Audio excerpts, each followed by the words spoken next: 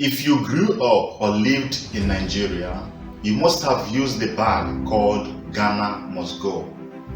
When I was in Ghana, I discovered that Ghanaians also call it Ghana Must Go. And one day I asked one of my confreres, but where must Ghana go? In 1983, the then president of Nigeria, Shehu Shagari, issued an executive order mandating foreigners with false documents to leave the country. This order was said to be a response to the riots that were ravaging Kano in 1980s. But some narratives had it that foreigners were putting Nigerians out of jobs and businesses. Of course, we remember that Nigeria's oil market flourished in 1970s and attracted many Africans. By this order, over 1 million Ghanaians and other West Africans were affected. They left Nigeria with just what they could carry in this bag, no matter what they had. Today, some Ghanaians still feel bad about this, and I wonder who would not. However, in as much as we humans do forget, history never forgets. And it reminds us again and again of many things, but particularly of the Nigerian Civil War, otherwise known as the Biafran War. John Dramani Mahama, a former Ghanaian president who himself had to abandon his studies in Nigeria, probably with a Ghana Must Go on his head, said in his book titled My First Coup d'etat. During the civil war that occurred from 1967 to 1970, Nigerians had fled to Ghana in March the way the Ghanaians were now fleeing to Nigeria. After the Alliance Compliance Order was enacted, the Nigerians had all been forced to desert the lives they'd been building in Ghana and return to a country that was still in the midst of conflict. This sudden expulsion of Ghanaians from Nigeria was grand retribution, payback, whether purposeful or not, for the sudden expulsion of Nigerians from Ghana in 1969. On 30th August 2020, the federal government of Nigeria, through her Minister of Information, Alhaji Lai Mohammed, said she will no longer tolerate the harassment of Nigerians in Ghana, reason being the forceful closure of Nigerians' shops. It may disturb you why a seminarian is dabbling into political issues.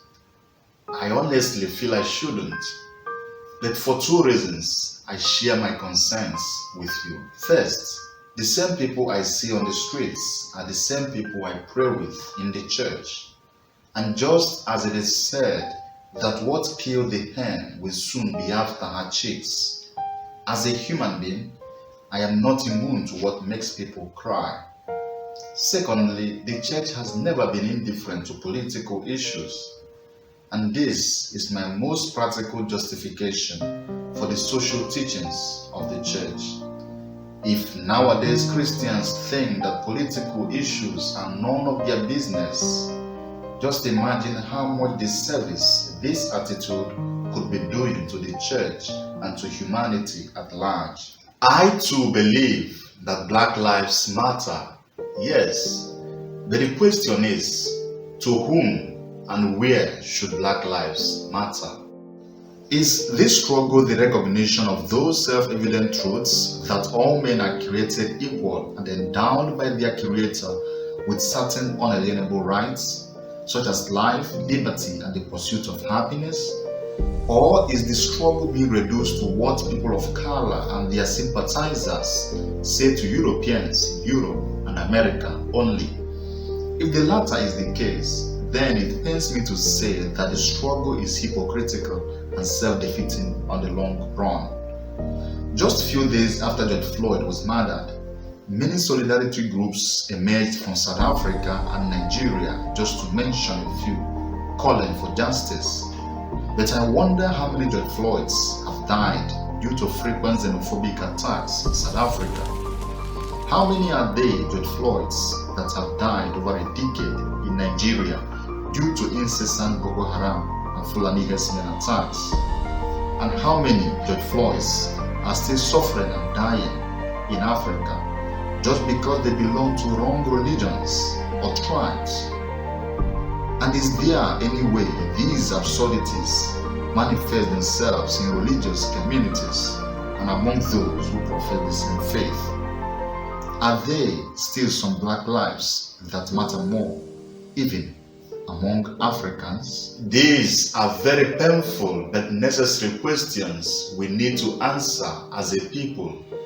Otherwise, we would have forgotten that charity begins at home, and hoping that a warrior who just lost a house fight would be saved in a battlefield would be like building a castle on the air. Because the last time I checked, the Igbos still say, Onye kpọba ya mkpọkọrọ, agbata obi ewere ya kpọrọ ahịhịa. In other words, he who doesn't value what he has, we have his neighbors, they value it